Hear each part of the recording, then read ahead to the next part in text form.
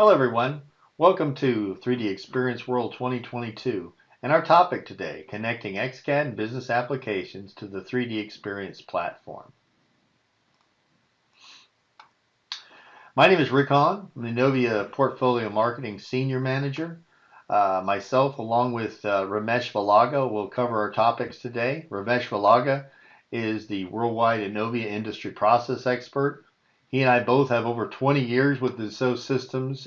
We complement each other greatly in this area of topics or applications that deal with this subject matter. So hopefully we can address it quite well for you. The messages we want to discuss today are really really broken into three topics. First is, how does the platform openness support improved business ops? How can regular users get on this platform? Is it easier for them to work with? Can they get into the applications they need? How are they organized? Second is multi-CAD environments, which extends what most of you probably do. A lot of you probably work in a single CAD, but there are many occasions with working with multiple vendors. You may be in a multi-CAD environment. I want to look at that and how that translates into the product that we have to actually capture in the system that's used by everyone else. And lastly, once you have a product, or as classically called a bill of materials or BOM structure, how do we get it out to our business systems so they can work with them? So let's dive into that, and starting with the platform, which is where everybody gathers, regardless of their background. It's mechanical, technical, or business-related person in the operations of the enterprise. Now, our legacy is since 1981, we began as a CAD company. We started building mechanical CAD designs, very focused on that. But over time, through the late 1990s, we evolved into broader and broader aspects of the design environment and expanded to what we call product lifecycle management, or PLM.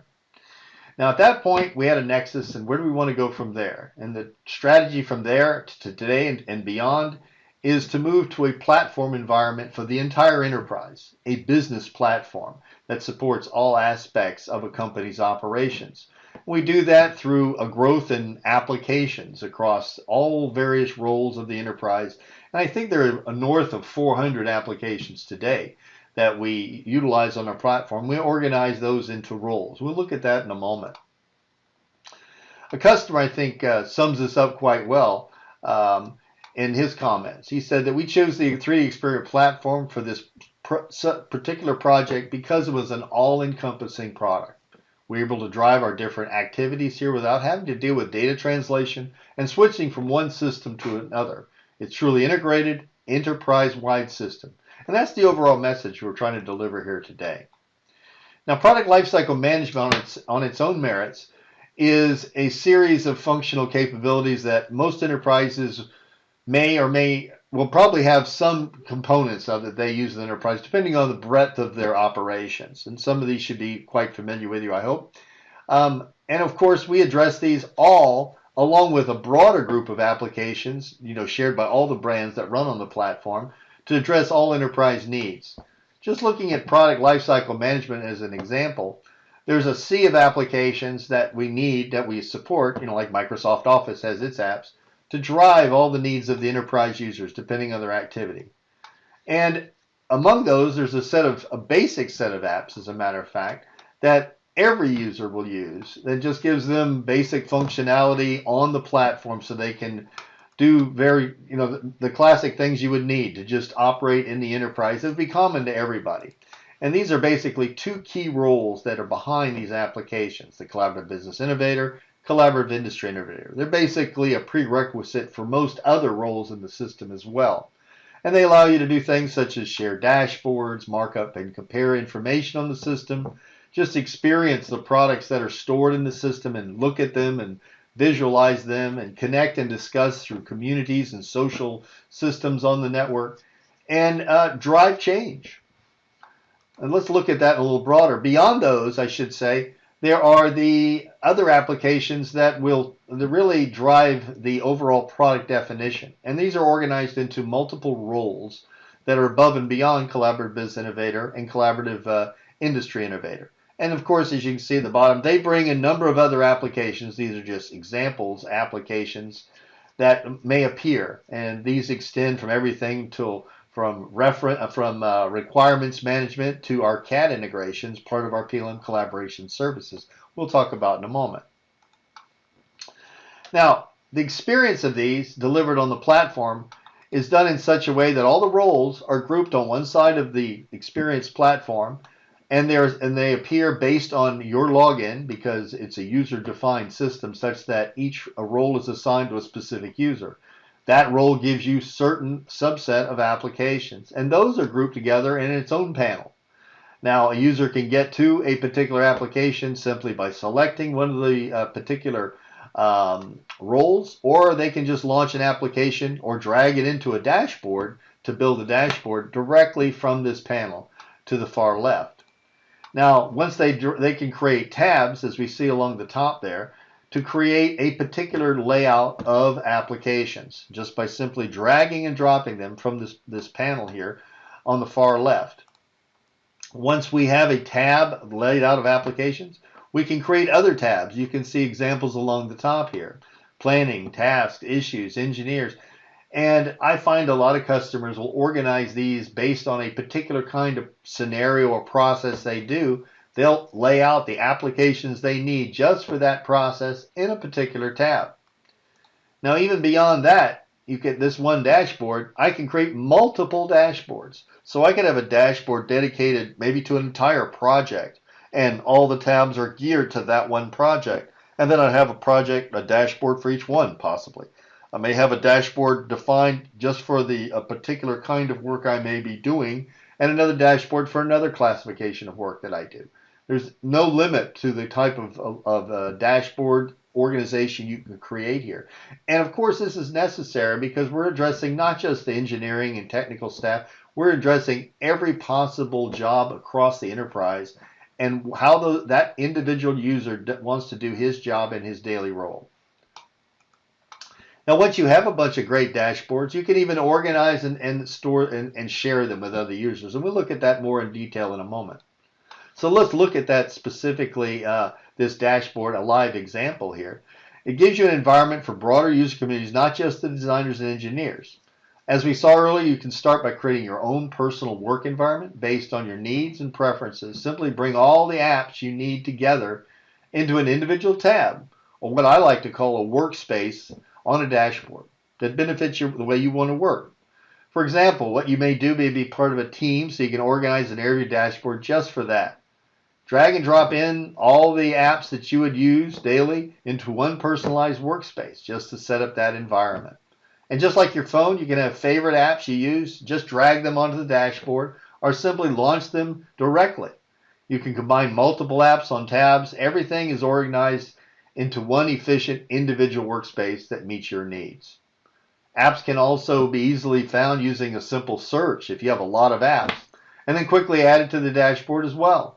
As your needs change, you can even reorganize apps simply by dragging them from one tab to another, and then recombine them with other apps to form as many unique workspaces as you need.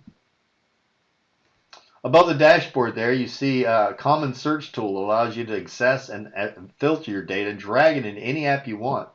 The search tool intuitively offers unique filters based on what your search criteria returns, and helps you quickly narrow the search down to just what you want to work with. Once you have a great dashboard like this one, you can save your fellow users, as I said, time by sharing your dashboard with them, either by maintaining control or simply giving them a copy so they can personalize it and modify it for their own specific needs. The dashboard can deliver real-time information on topics related to each particular project you're involved with, for example. Numerous analytical tools are embedded, or apps are available to organize and focus on any topic of interest. Data can be easily accessible to all stakeholders involved in any project. Team members can simply search and drag data into a viewer and work with it regardless of what it originated. This product was mechanical and electrical content, but it's no consequence to the end user that's accessing it. It's presented in the same common way. Case of, CAD data, you can explore, measure, section. You can design to quickly gain a full understanding of the design intent. You can also extract any imagery you create and quickly share it along with ideas and comments with your fellow stakeholders on a community. Much like Facebook or LinkedIn, it's easy to share ideas and comments using the communities built into the platform. The platform offers a complete social environment for you to work with your internal stakeholders, vendors, suppliers, and customers. You can create posts on public and private communities to discuss any idea, topic, issue, and augment it with any content that exists on or off the platform. Communities can also be used to share new ideas to drive innovation. Ideas can be reviewed, and discussed. As ideas mature, they can be promoted through their own life cycle per se, and maybe drive a new product development effort or change in an existing one. Of course, great product requires a great business plan to pull it all together and drive it. From your dashboard, you can get a real view of the projects and the status of all the assigned tasks. Everything is connected. You don't have to go to another app on off the platform for this type of info. You don't work with a disconnected project management application is what I'm saying. All the info and data for a project is right here on the platform in the project plan applications. All the related tasks and all the related product content, of course, since it's developed and stored here on the same platform. Project plans on the platform are live and dynamic, so a change to a task for duration, for example, immediately ripple through all affected tasks and notifications and the resources involved, keeping everyone up to date. So it's one version of the truth, even in the project plans. So hopefully what I'm trying to convey here is just that non-technical, non-design, this is just the things that drive the product development. All the useful stakeholders, how can they use the system? Is it friendly? I hope I've conveyed that point here so far, is how accessible the system can be. Aligning the business design is the second topic I want to touch on. This is basically how do we branch across and what are the designers how can the designers use this system? Well, at the heart of this system is the bill of material, and we see that as the center of everything. It's the heart of everything we do is define the product, the thing we make money off of, right? And today that can be made up of mechanical, electrical, and software components in the system. Each of these, of course, are going to have their own bill of materials or product list or parts list that defines their own entities in their own disciplines. And somewhere down the line, somebody's going to probably put together an Excel spreadsheet and try to pull all this information into one coalesced piece of information and then possibly share it back with a discipline so they have a high-level view of what the whole package is going to look like. Now, that's all well and good, but, of course, that also leads on to, once we have this matured and defined, it's going to reach out to manufacturing and purchasing. They're going to want their own copy of this, and of course, they're going to have their own deviations on the shop floor, alternate parts, asymmetrical, symmetrical part definitions, etc., etc., that they're going to have to address and deal with. There's going to be MECOs, manufacturing engineering change orders on the floor that are going to cause ripples and all this stuff. So all of this is working on top of disconnected processes and multiple self-managed bill of materials. So along comes a change somewhere, and guess what? What a mess. Everybody's going to have to deal with this. We address it, and it has to propagate through the whole system. How do we address this? Or how do we try to address this on the platform? Well, the first thing we do is try to come up with that term I used earlier, one version of the truth. So we define an engineering item in a somewhat unique way. It can be defined and could contain one or more of these components. It could contain a 3D Experience CATIA definition, mechanical definition, which is a database driven model application, whether it's 3D Experience or SolidWorks applications that are done in digital. It could be file-based, which is not only our own SolidWorks and CATIA, but it could also be a number of other CAD systems we'll look at in a moment. It could be software, a component in the engineering item definition, and it could be ECAD. And today we're integrate directly with Altium and Cadence in that regard. All this pulls together into a single holistic engineering item definition. And this is really at the ground level, it's made up of 3D models with their engineering definition attributes, the drawings, reference documentation to drive what the definition of the product engineering item within the product looks like, software again, and instances of the engineering items, because likely you've defined the model once, but you maybe use it 100 times in assembly, say a fastener or something of that nature. Now, PLM collaboration services is another area of the system that specifically deals with this topic and brings this data, the CAD designer's information, into the product, and subsequently makes it available to all those other users we spoke of here earlier. So, the collaboration services today represents 7 roles. 5 are mechanical and 2 are electrical that bring product data definition to the platform. The nice thing is products are just products. If I'm a procurement person or I work on the shop floor, I don't look at CAD as CAD. I look at everything as a product. Behind it is possibly a CAD model, but I really don't care what the source of that was in general across the enterprise stakeholder user community. And subsequently, that's another advantage of having a product structure, not a CAD structure, that is centrally available to the broader enterprise user. There's nothing specific to its source or origination that they would need to be concerned with. Let's take a quick look at just how this CAD environment works. Here I'm looking at a product structure on the browser platform. And I can drag any component of the structure into, say, SolidWorks, or, for example, here's a wheel assembly that was built in SolidWorks.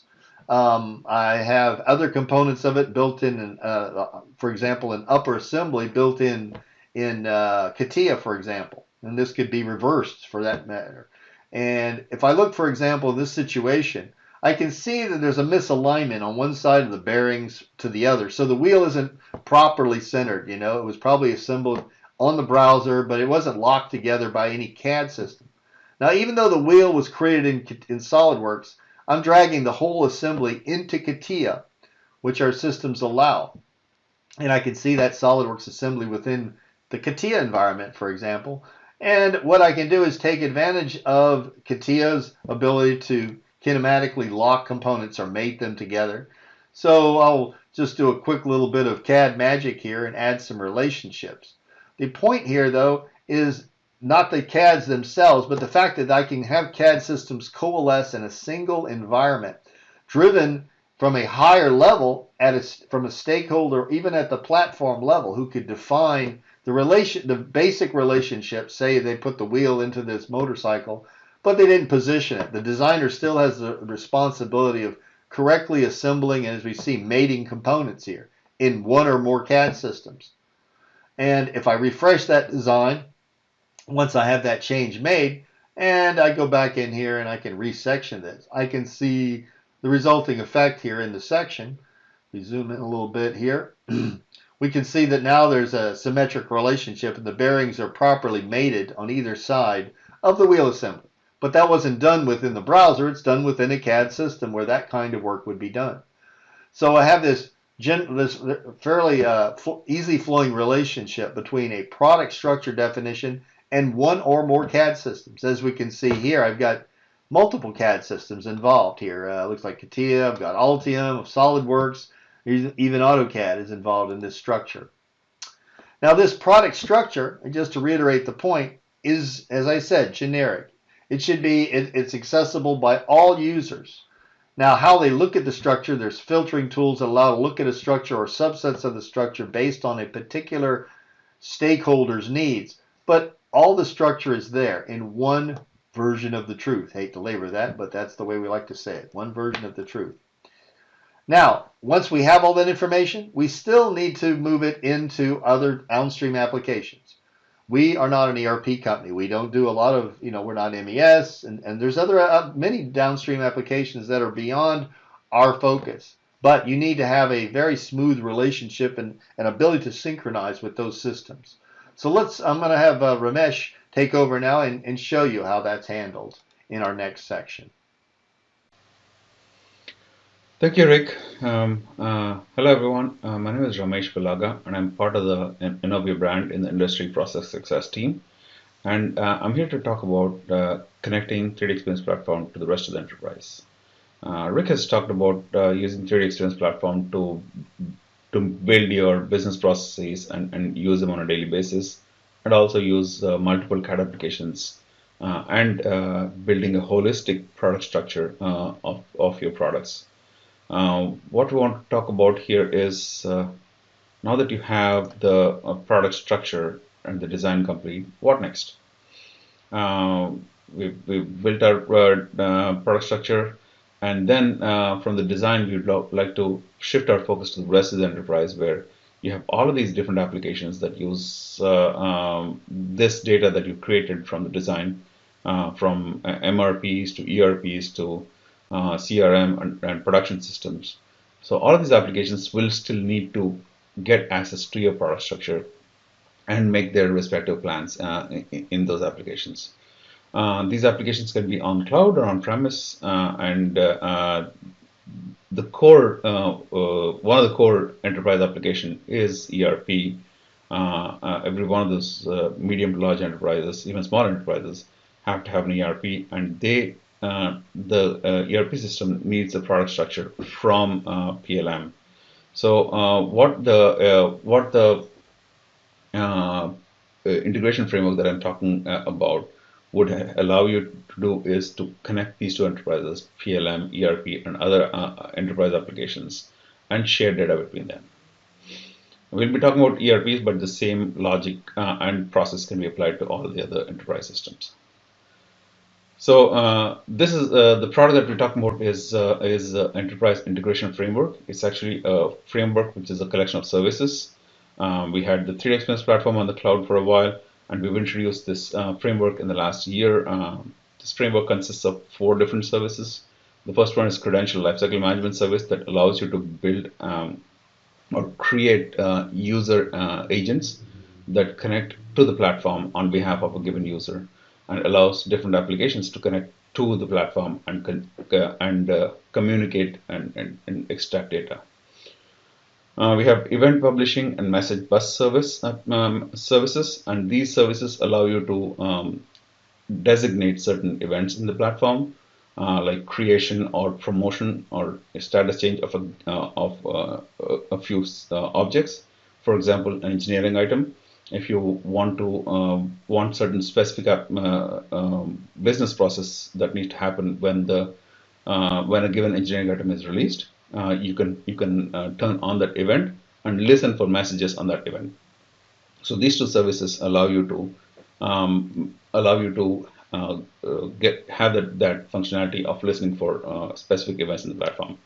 And finally, once you have the message that some action has been performed, you might want to extract a product structure outside into an external system.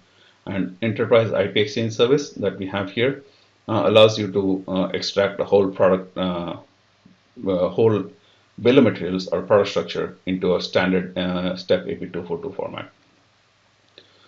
So these 4 services are provided as part of the platform, and then you could use any external application to listen to these messages, to consume the data. And one of the common ones that we see in the cloud world is an iPaaS. What is an iPaaS? iPaaS stands for Integration Platform as a Service, and that is basically an integration service that's provided on the cloud as a on-demand service. So you could basically take multiple applications and connect them to one another, regardless of if they are on-premise or on the cloud, and have data flowing between them. And these are the newer generation of integration technologies. Because this whole integration framework is standards based, we do support connecting to these iPaaS solutions that are available in the marketplace.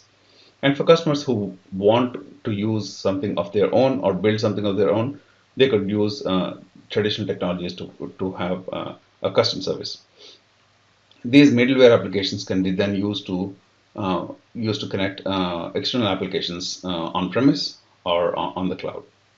So this is a high-level architecture of the integration framework. So we also have custom solutions that our partners are providing. You don't have to build all these solutions from scratch, but you could use some of the custom solutions that are provided by our partners. We'll be talking about them later in the session. So we have a couple of different modes that our enterprise integration framework allows us to connect. And the first one is called punctual operations. These are quick turnaround operations that either get data from the platform or set data in the platform. For example, here's a scenario where if you want to have an engineering item get its part number from an ERP, you could use a quick punctual operation where you can listen to an engineering item created event and then request an ERP to set its part number in the platform. And we have, in addition to the punctual operations, we have bulk data import export services, and these are services that allow export of a whole product structure, and they could be, we'll be talking about in detail about this import export service in the next slide. Again, these are example use cases, but the key is we have punctual operations and bulk operations. So here we have in-depth look at one of the scenarios where if you want to export an engineering item based on its release, this is the scenario that this is the flow that a scenario would follow with the integration framework. So let's assume we have this engineering item on the platform. It is just being released, and if the engineering item release event has been turned on, a message is sent to a iPaaS system or a custom service, and that custom service then requests an export from the platform, and the platform exports the whole structure into a step file, including its derived formats like step and PDF, and that export is sent out to a custom service, which then sends it to an ERP and builds the structure there. We have a video that shows this process, but this is how an integration between PLM and 3D Experience Platform and an ERP would work with the integration framework. So here is a video that illustrates the previous scenario that we talked about. We have engineers working in CAD as usual. We have SolidWorks with the product structure that you see here.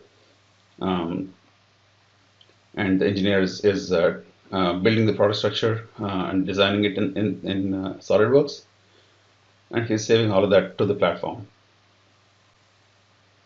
And this is something that you might have worked with in the past, and you've seen a lot of content around in this event. So here we're saving to the platform. Once the save is done, we go to the next step of releasing the CAD model in 3D Experience. Again, you can release it even inside SolidWorks, but here we are demonstrating it from the 3D Experience Platform web application. Here's the product structure for that seat assembly that we have here. We are releasing it in the platform, and as soon as the release happens, an event is sent to an external system.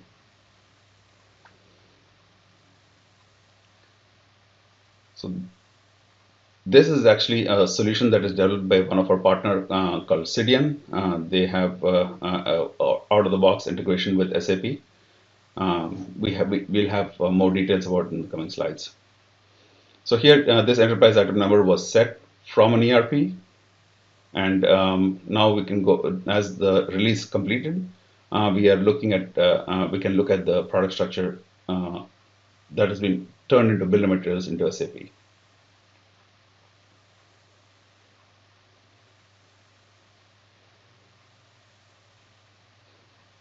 Here you can see all the 3D Experience Platform attributes that came over to SAP, and now we are showing the bill of materials here.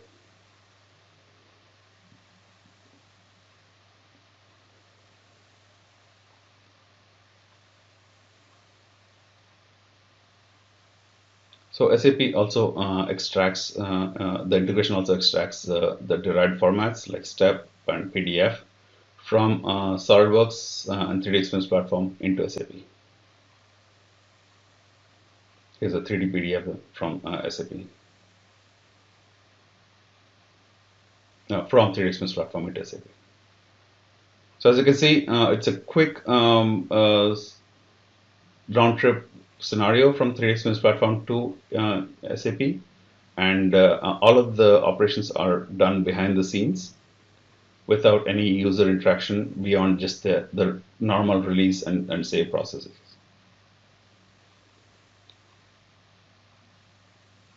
So that was a quick overview of a release from the platform. We have, as I said, we have a couple of pre-packaged solutions that are developed by two of our partners. The first one we have is Zenit. Zenit built a 3D experience platform to SAP integration, and we have Cideon, who's also does a system partner who has built Cideon 3D experience to SAP interface. This was a product that was used to build that demo you just saw before the slide. We have a little bit more details about what these integrations do, and I think we encourage you to reach out to those companies. I have all the contact information right here for each one of these integration products. First one is Cideon. Again, this is interface between 3D Experience Platform and SAP. Both these solutions that we have are connecting to SAP. If you have any other ERPs or other systems that you need to connect to, we'll talk about how to build a custom integration. But right now we have Cideon and Zenit products that are listed here, and all the contacts that are available to talk to those individual companies about the details of the products. So now that we talked about what partner products we have and how the architecture works, let's talk about what other use cases that we could use this integration framework for. I understand that every one of us doesn't have SAP as an ERP. I know SAP is one of the biggest players in the market, so we have a lot of partners concentrating on building integrations to SAP. But we have other products that we in the marketplace, and you could build your own integrations to that. So we have 3D Experience Platform on the cloud, and you could use, again, there's two different architectures. You could use iPaaS in the middle, which is the most common use case. And if you don't want to use an iPaaS, there's the next slide that talks about how to connect 3D Experience Platform to an external system. So how does the connection work? We have these three components that you see are the core of the integration. They're all standards based. We use event messages that are canonical, that have a standard format that helps connecting platform to an iPaaS. We use JMS, Java Messaging Service, to connect to send event messages from 3D Experience Platform, and RESTful web services. These web services can be used from any application to the platform and connect with the right security. Once it's authenticated, once the request is authenticated, data is provided just through the web service. So that's how the connection happens between the 3D Experience Platform and an iPaaS. And a lot of commercial iPaaSes have connections to a lot of ERPs in the marketplace, like Oracle NetSuite. I know that's a popular ERP in this space, or legacy PDM applications, or SAP, or Microsoft Dynamics, or any other ERPs in the marketplace. We also have iPaaS systems also have connectors to Salesforce and other CRM systems beyond just the PLM or ERP applications that are shown on screen. So if the SAP is not your ERP, and if you have other applications, this would be the preferred way or ideal way to connect. But if you want to also look at non-iPaaS systems to connect to the platform, we actually have a bunch of examples that we have been sharing with our partners. 3D Experience Platform, again, it's on the cloud. Instead of using an iPaaS, here we are using some middleware solutions, and again they are using the same technologies, JMS, RESTful web services, and events. And we have a lot of open source solutions like Apache NiFi or Apache Camel that let us connect, use the same methodologies and technologies like commercial iPaaS, but they provide these solutions at a on-premise basis or at a lower cost. or you can build them in Java or any other supported languages that ActiveMQ supports, because this message service is built in ActiveMQ. Any language that ActiveMQ supports can be used to build a connector from 3D Experience platform to an external system. So this is a quick overview of the integration platform. We have package solutions from our partners that help you integrate with SAP. This is a brand new event-based integration architecture. We have broad support for web services across 3D space and other applications in the platform. Support for custom solutions or iPaaS based on integrations. And finally, we use industry standard step format for all of our interactions. This is a quick introduction to the 3D Experience platform and integration framework. And now I'll hand it over to Rick for the conclusion. Thank you. Thanks, Ramesh. Well, everyone, I know we covered a lot of ground here today, but I hope that we succeeded in conveying the fact that the 3D Experience platform is truly a business platform that can connect all your stakeholders to all aspects of the definition, development, and delivery of the products you make. For further information on anything we have covered here today, please contact your reseller or contact representative. Thank you for all your time, and we hope you enjoy the rest of 3D Experience World. Stay safe.